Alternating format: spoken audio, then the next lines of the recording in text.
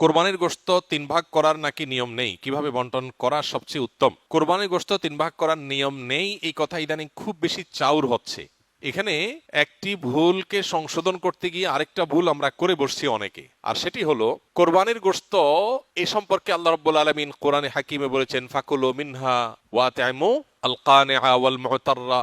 কোরবানি গোশত নিজেরা খাবে, সেই সাথে নিজের আত্মীয় স্বজন, প্রতিবেশী, বন্ধু বান্ধব, আপনজন তাদেরকে খাওয়াবে, আরেক ভাগ গরিব দুঃখী অভাবী মানুষদেরকে দিবে, অর্থাৎ 3 ভাগে ভাগ করবে। এটা মুস্তাহাব, ভালো। যে জিনিসটা আমাদের সমাজের সংশোধন যোগ্য সেটা হলো সমাজের ভাগ নামে কোনো পশু থেকে থোক গোশত তুলে রেখে 1/3 গোশত সরিয়ে রেখে মোড়ল মাতবররা তাদের মতো করে তারা বন্টন করেন।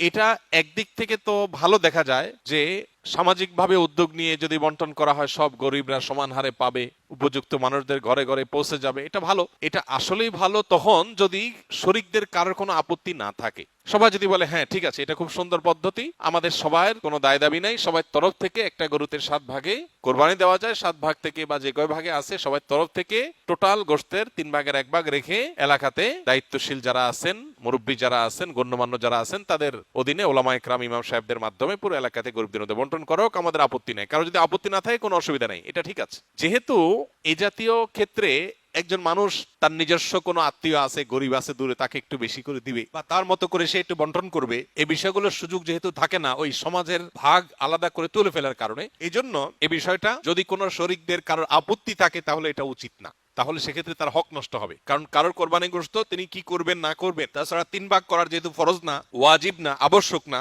অতএব আপনি জোর করে তার কাছ থেকে নিবেন না, এটা হলো মূল বিষয়। অতএব খোলাসা কথা হলো এই 3 ভাগের 1 ভাগ সমাজের ভাগ যেটা উত্তোলন করা হয়, এটা উত্তোলন করে দিয়ে গরিবদেরকে পৌঁছানো হয়। আর যাদের কোরবানি তাদের যদি এটা নিয়ে কোনো আপত্তি না থাকে তাহলে কোনো অসুবিধা নাই, আদায় হয়ে যাবে সবার কোরবানি, এবং এটা কোনো গুনাহের বিষয় না, বরং সওয়াবের বিষয়। আর যদি কারোর আপত্তি আছে বলে মনে হয় তাহলে সেক্ষেত্রে এটা না করে তাকে স্বাধীনতা দেওয়া উচিত। তিনি 3 ভাগ করবেন না, একটু কম বেশ করবেন, শরীয়ত যেহেতু তাকে বাধ্যতামূলক করে নাই, অতএব সেটা তার উপর ছেড়ে দেওয়া উচিত। কিন্তু 3 ভাগ করে কিছুটা নিজে খাওয়া, কিছুটা আত্মীয় স্বজন, কিছুটা গরিব দুঃখীকে দেওয়া, এটা মুস্তাহাব, এটা ভালো, এটা করা উচিত। আমরা এখন একটা বাজে দৃশ্য দেখতে পাচ্ছি আমাদের সমাজে, সেটা হলো আমরা লক্ষ্য করছি যে অনেকেই কোরবানি গোশত সব নিয়ে ফ্রিজে তুলছেন।